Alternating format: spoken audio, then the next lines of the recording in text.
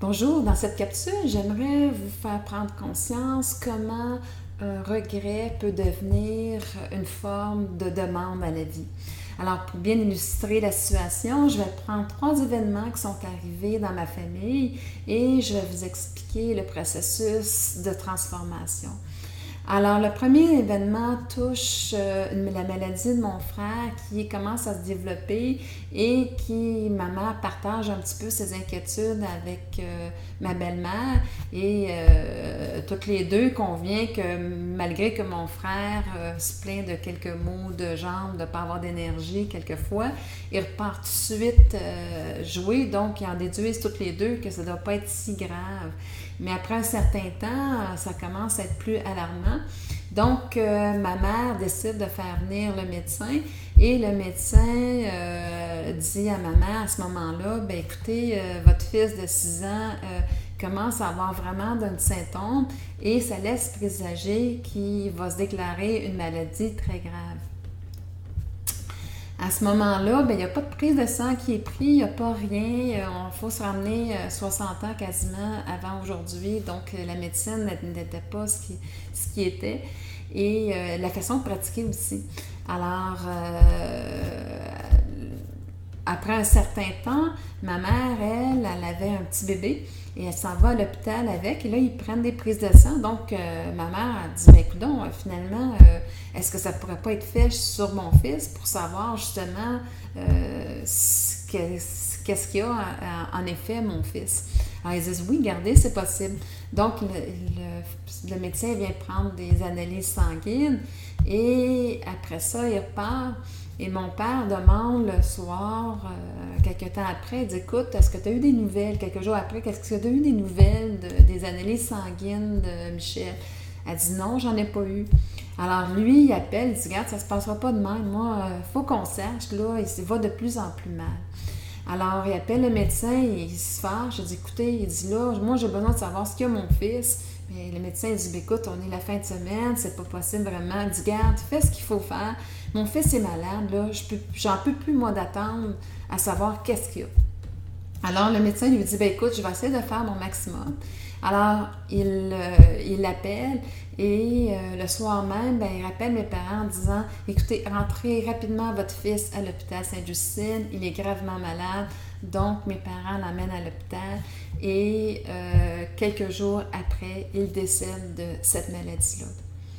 Je vais juste faire un parallèle, je vais sortir un petit peu de sujet, mais à un moment donné, c'est important dans une épreuve comme ça de faire un sens. Et pour ma mère, le sens qu'elle a eu face à cet événement-là, c'est que grâce, par contre, aux prises de sang sanguines qui ont eu lieu et tout ça, eh bien, on a pu constater en prenant les prises sanguines de mon frère et 2 de mes sœurs qui commençaient à avoir cette maladie-là. Donc, ils ont pu agir et donner les médicaments nécessaires et ils ont été sauvés. Donc, pour ma mère, c'est que oui, mon frère est décédé, mais le sens que c'est ça, c'est que ça m'a permis quand même de sauver 3 autres de mes enfants qui avaient la même maladie. Et en plus, elle avait vu aussi quelqu'un qui avait eu cette maladie-là et c'était très difficile parce qu'il était très limité. Et à ce moment-là aussi, ça lui permettait à ma mère de mieux vivre tout ça parce qu'elle se disait, au moins, il n'y a pas cette difficulté-là à vivre des jours très difficiles parce qu'il est limité à tout jamais à cause de la maladie.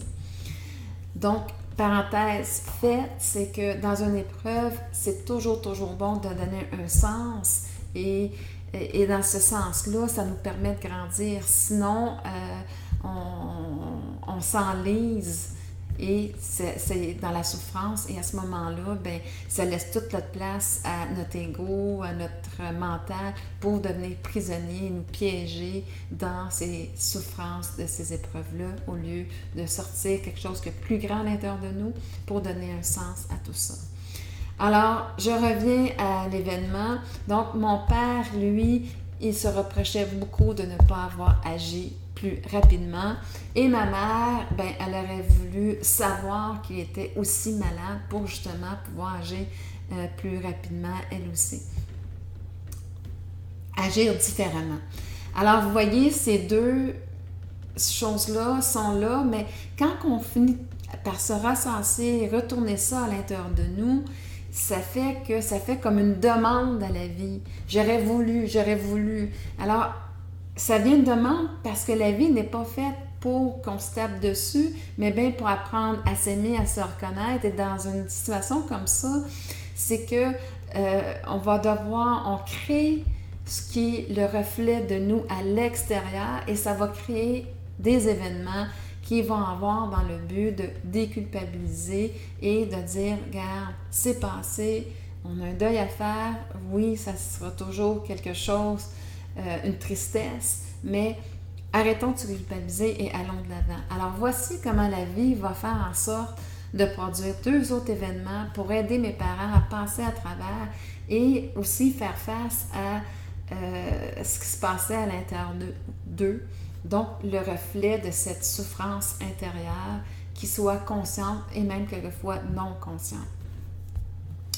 Alors, 2 ans après, ma sœur, qui a à ce moment-là 6 ans, elle joue près d'une rivière et c'est la rivière près du chalet familial. Et mon père est en haut de la butte et un moment donné, il voit ma sœur qui tombe dans l'eau et qui part dans les rapides. Alors, de façon excessivement rapide, il part comme une flèche et il va l'opportunité d'aller sauver ma sœur de la noyade.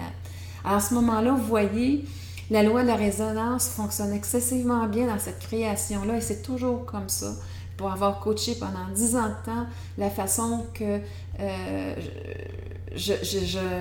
j'accompagne les gens, c'est de retrouver ces genres d'épisodes-là qui font en sorte qu'à un moment donné, on arrive à faire un sens aux choses et d'aller dans la même direction que la vie, que soit dans ce cas-ci, que mon père donnait une chance d'en finir avec cette culpabilité-là, d'avoir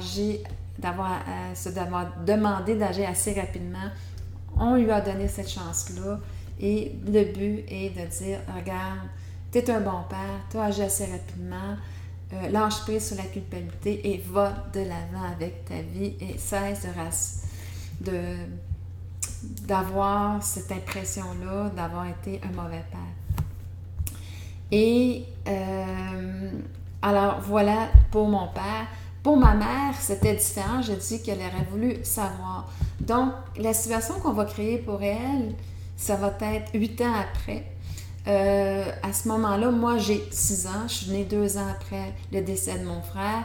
Et je vois ma sœur qui plonge dans l'eau, sur un quai, elle plonge à l'eau. Et moi, je me dis, ben ça a l'air le fun, ça aussi. Moi aussi, je suis capable. Alors, je plonge à l'eau aussi, sauf que je ne savais pas nager. À ce moment-là même, où ce que ma mère n'avait aucun souvenir de ce rêve-là, elle avait eu un rêve prémonitoire où que je me noyais et à ce moment-là, elle se souvient de ce rêve et elle regarde à l'eau et elle m'aperçoit inconsciente. Alors, elle appelle au secours, il y a quelqu'un qui vient me secourir et me donne les premiers soins.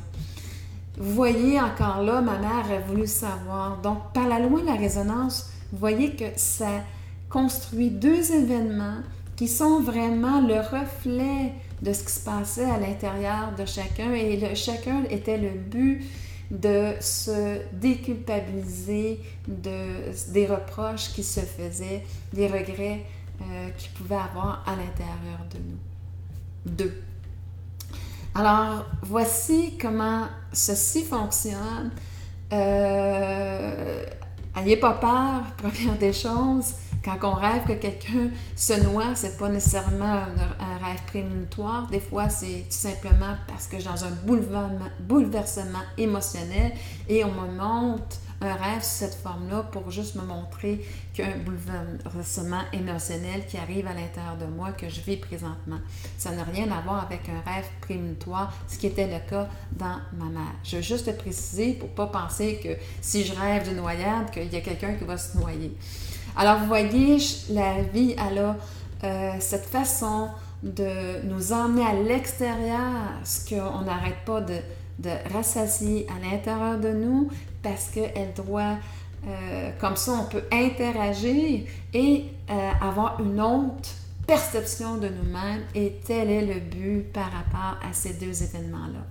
Alors, je vous invite de voir, peut-être faire des liens ou prendre conscience des demandes que vous faites à la vie.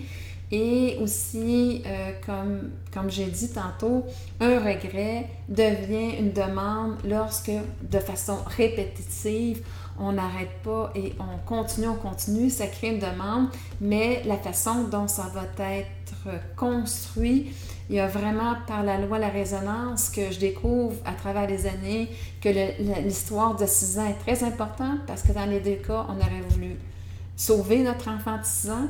Et c'est la raison d'être pourquoi ma soeur et moi, nous avons toutes les deux 6 ans. Pourquoi toutes les deux la noyade? Parce que symboliquement, comme j'ai dit tantôt, ça les touchait au niveau émotionnel et l'eau est toujours représentée par les émotions. Donc, c'est sûr, on peut décortiquer ça beaucoup, mais le principal ici, c'est de prendre conscience que les événements dans notre vie ne sont pas des événements isolés, sont souvent interreliés ensemble et il y a souvent une forme de cadeau ou de prise de conscience derrière et en étant de plus en plus conscient, on peut s'éveiller à ces prises de conscience-là, qui est le phénomène derrière, c'est que toujours nous refléter à l'extérieur notre monde intérieur. Alors sur ce, bien, je vous souhaite que cette capsule a pu vous en apprendre davantage et de regarder différemment les événements de notre vie. Quand on est dans un pattern, c'est que justement, il y a souvent quelque chose qui est là et qu'on a à apprendre. Alors, merci de votre attention et merci surtout de participer à cet éveil de conscience que l'humanité a